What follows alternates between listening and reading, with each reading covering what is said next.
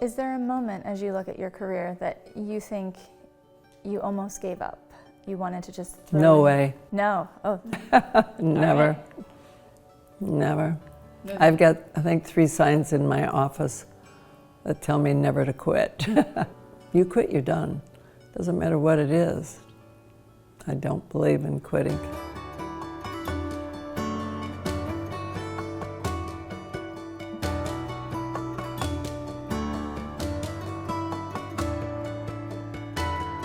You have such a fascinating story, including you grew up on a dairy farm, and you've previously told Forbes that growing up on this farm, you were not allowed to milk a cow or drive a tractor. Is that correct? That's correct. Why is that? Well, I'm one of 9 girls, and my father, I just think, felt that it was safer. He was always worried about us kids, girls being in the farm. I think he always wanted boys, probably would have stopped at 2, but went on to have 9 girls. He just had us do little tasks. Large tasks were for the men. But you learned hard work growing up on this farm. I learned to work, but I didn't work around machinery. Okay. It was just the way he was. He was a man's man, and he didn't say that women belonged in the house, but he also didn't encourage getting into business like men. Now, you've also said that you had to grow up very quickly. What does that mean to you, and why do you say that? I got pregnant when I was just about 17 years old, and my parents encouraged me, basically told me, you need to marry the father of your son, my baby at the time. And I did, even though it was not it was puppy love and not love. He was a good man, and it only lasted for 3 years. That's when I really started to look at a career, and a career I had always dreamt of having, which was being in business, since I wasn't allowed to be on the farm, but to be engaged in something that I wanted to. And I always pictured myself in a blue suit, having a nice car, and being independent. So what was your first job? Oh my goodness, I had a few little jobs. I worked at Parker Penn a little bit for like 3 months. And then the real job that I really decided this is going to be my future is I started to get involved in real estate. And before I was 21 years old. And you could actually sit in a model home. You could sell real estate off from a set of prints. So I got involved in that. And then eventually I got my real estate license. And I was a Playboy bunny. And I don't hide the fact, it's a glorified waitress. And it helped me to be able to pursue my career, which was real estate. And I was over there for about a year. And, you know, making enough money to raise a son.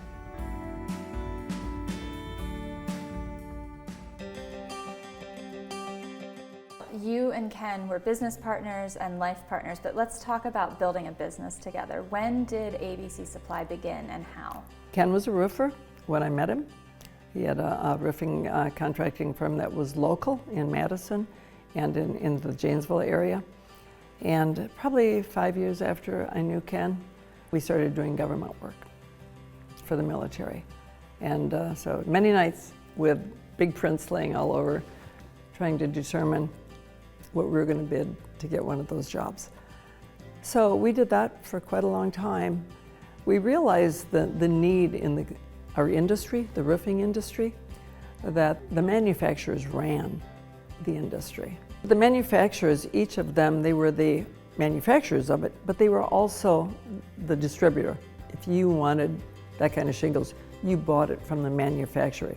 There was no distribution chain across the nation, so there was little pockets of where the products were manufactured, and you generally bought from the manufacturer that was in your area. As we were being roofing contractors in the military, they would spec products that you couldn't get in the areas where they were building.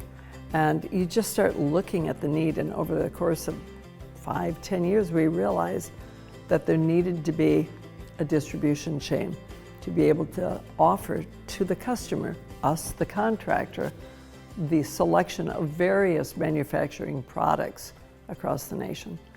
And so we pursued that. and finally put together a plan. I remember it took us like 2 years to put together the plan on how do we start. I started out by getting an apartment in Beloit. That is the city that really gave us our start. Ken had lived in Janesville and had a piece of real estate. He called himself an entrepreneur, which was a word that now is used in everyday language for years. And so that kind of halted his banking in Janesville. They asked Ken if he knew what an entrepreneur was. And it was kind of a funny conversation because he said, it's a risk taker and we don't do business with risk takers. And we started to bank, and it was Beloit Savings Bank at the time, and they gave us a start. And so we practiced on a wholesale store that sold products for real estate people, just to see what it was like to be a wholesale, let's call it a distributor. We had a little store in Beloit. And from there, we decided we were ready a couple of years later, and we opened up Store 1 for ABC Supply with products that we brought in, shingles from different manufacturers. And we were in business for about 3 years, just buying up lumber yards, a couple here, a couple there. And when we heard that GAF was going to sell off their roofing division of their chemicals and roofing, they had 2 divisions. And I know Ken and I were on vacation, and we flew home and went up and met with GAF and sat with Sam Heyman, who is the CEO, family, owned the company, and 2 young people that had never been to New York and negotiated to buy 13 of their stores. And we accomplished that. It truly is the city that made all the difference to Ken and I. And so I just have found it very rewarding to be able to help Beloit be the city they always wanted to be.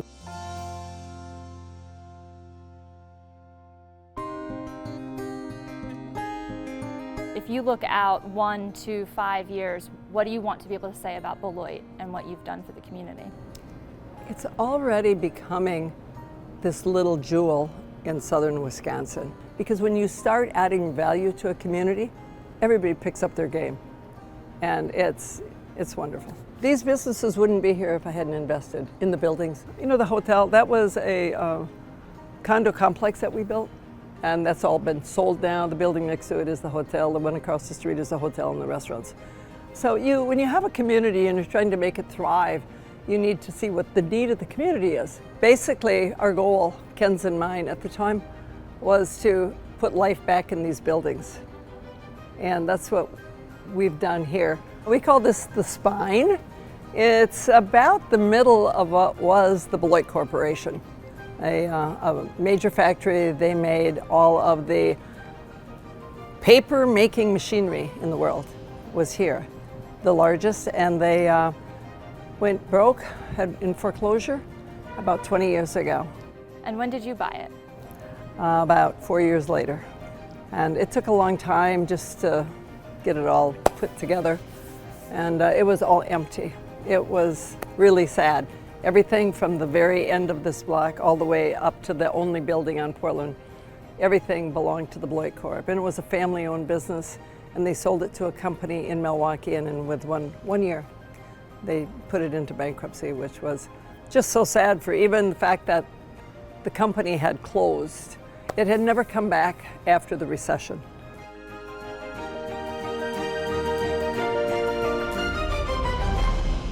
You've been smart with your acquisitions. I want to jump ahead. Go ahead. I think that was a savvy strategy you employed during the 2008 financial crisis. Obviously, not a good time for housing, the housing market, the market that depends on the goods that you sell. Can you talk about what you did then? Because you have referred to it as the biggest risk you've ever taken. Well, I lost my husband in 7, but you could feel that recession coming on. It was very scary, very, very scary. So it really became evident that we were in a recession in late of 2008, 2009. We had about 250 locations at that time. that we'd acquired over the course of my husband. We started when Ken was 40, I was 33. A lot of people think, well, you just started business and you started ABC. No, it didn't work like that. It was years of trying other businesses and actually developing businesses. We had, and still have some of them. But the recession was, we just buckled down and did what you do in a recession, You cut back on this, cut back on that. But there was an acquisition that came available, and it was Bradco. And there was no way I could oversee that acquisition at that time. It was a large company, not as large as we were at that time, but I had to take on a partner, an investment partner, and I had to give up 40-some% of my shares. We've always owned everything. We owned it. We're a sub-S. Took pride in owning and being able to operate our companies. But this one was one that I knew the company, and it had to be done. And it really is painful to give up control and to bring in investment bankers. But we structured it that if I could give them the return, like they always want a return within 5 years, I would buy my shares back. Did you buy your shares back? Yes. We bought them back in 3.5 years. And I still get shivers right now because I felt I had risked the company that I wanted my children to run when we're not here. It's not a company that's ever going to be for sale. It's a strong company. We changed the industry. The whole nation now has a distributor in between. You can buy any product any place in the nation. Manufacturers aren't running, the regional distribution of materials. And it makes the choice and the contract, everything better. It really, really was an amazing thing that we did by starting out with 2 stores and 3 stores and distributing various manufactured products. And it's what made ABC so powerful. But to make that acquisition at that time, during a recession, felt like I was risking it all. But I knew that it was a good company we were buying, and it's proven to be one of the best acquisitions we ever did. But you can't see into the future. You can't see that far into the future. So it was difficult, but great team. I have a great team. Had a great team then, and everybody believed that we could get it done. And you have to trust your experts within the companies that we have, and we did it. You have an incubator around here. We have an incubator. It's on the other side. And Correct. what are the companies that you incubate? What are you investing Oh, any companies that come here and want space, and they share, in common support staff, things like that. But we're very much into innovation.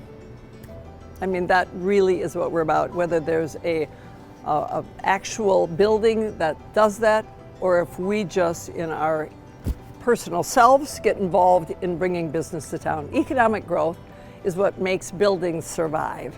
Depending on the tech company, or there's a battery company that makes batteries, different batteries than we're having today. Blue Battery it's called. We've invested in that.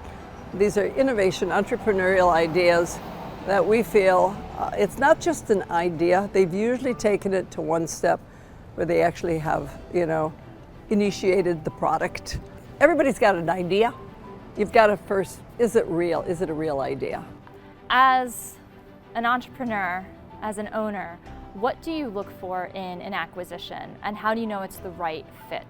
When you do acquisitions, you learn the word diligence, because you've got to look under the covers more than once and see what you're buying to make sure that it makes financial sense, and is there really a need, or should we move somewhere else? If you had to summarize what has made the company so successful, we've talked about acquisition. What do you think the secret to your success has been? Hiring great people, surrounding myself with people of good integrity, knowing knowing the need of the different businesses, that I've invested in. We did it because we knew there was a need in the industry, but we also knew that we had to build the best company with the best people we could find. And we did. We're the best company in America, I think, because of the people that make it up. People always make the difference. They make all the difference in the world.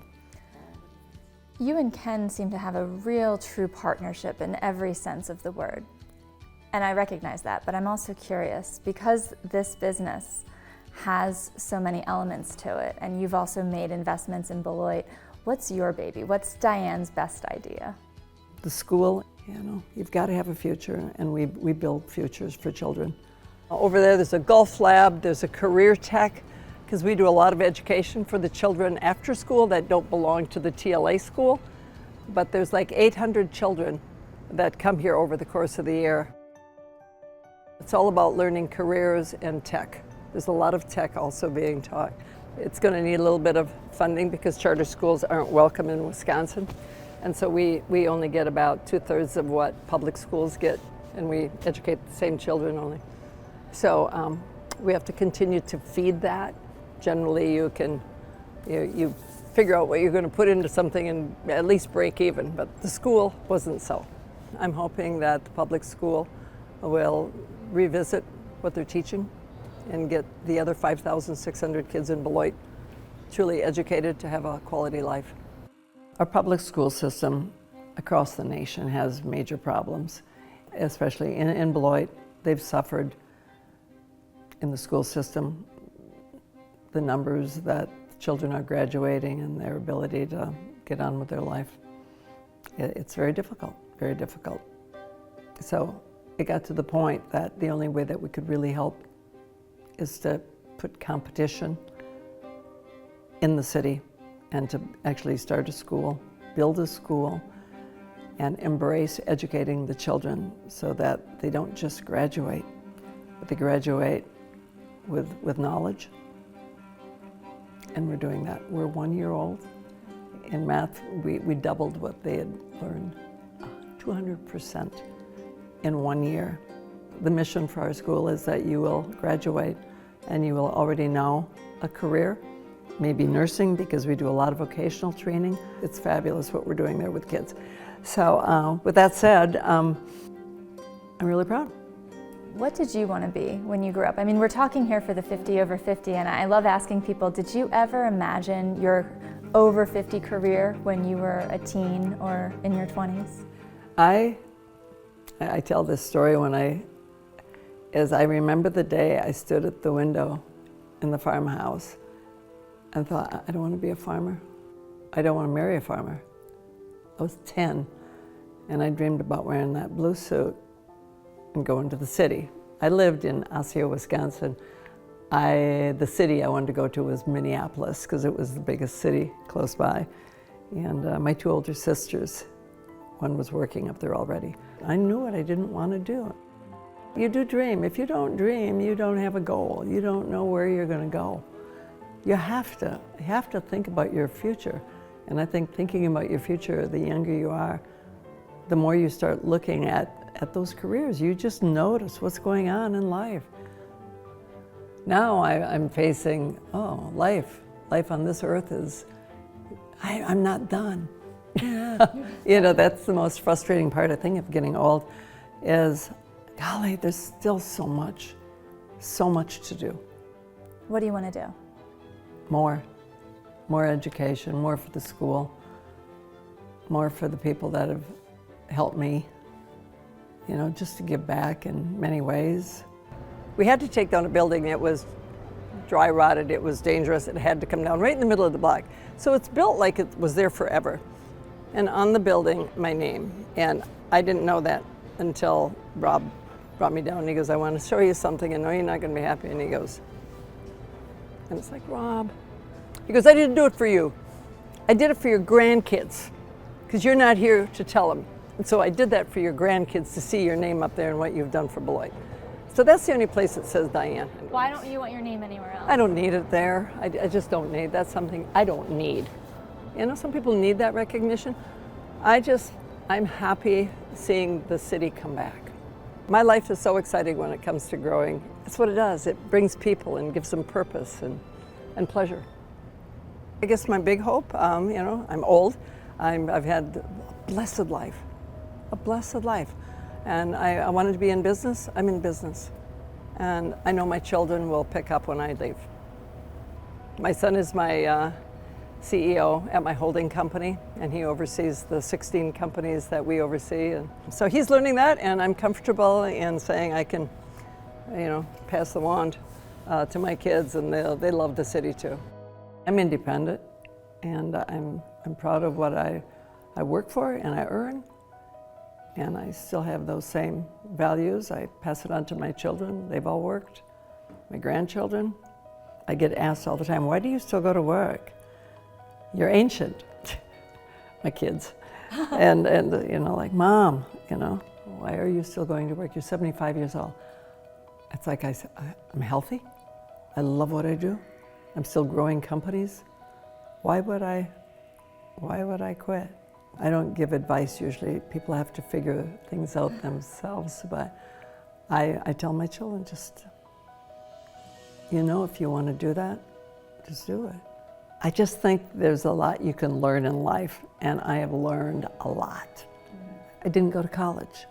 I had to learn what I know, whether it be hard knocks or by mistake. But you learn and you carry that knowledge with you.